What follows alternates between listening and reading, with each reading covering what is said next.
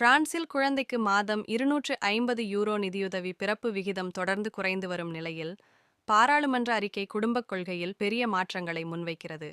முக்கியமாக ஒவ்வொரு குழந்தைக்கும் மாதம் 250 யூரோக்கள் வழங்கும் ஒற்றை குடும்பத் தொகையை முதல் குழந்தை முதல் 20 வயது வரை வருமான வரம்பின்றி வழங்க பரிந்துரைக்கிறது.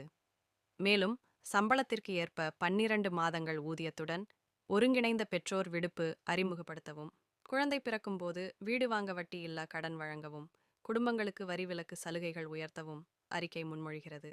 2025ஆம் ஆண்டு பிறப்பு எண்ணிக்கை இரண்டாம் உலகப் போருக்குப் பிறகு மிகக் குறைந்த நிலையை எட்டியுள்ளதால் குடும்பங்களை ஆதரிக்க விரைவான நடவடிக்கைகள் தேவைப்படுகின்றன என அறிக்கை வலியுறுத்துகிறது.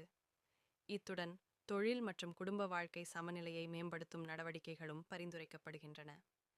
தாத்தா பாட்டிகளுக்கும் பராமரிப்பு விடுப்பு வழங்குதல், பாடசாலை நிகழ்வுகளில் பங்கேற்க பெற்றோர் மற்றும் பாட்டி தாத்தாவுக்கு விடுப்பு அனுமதி, ரயில்களில் குழந்தைகளுக்கான தனி வசதிகள் கட்டாயம் அமைத்தல் போன்ற சமூக மாற்றங்களும் இதில் அடங்கும்.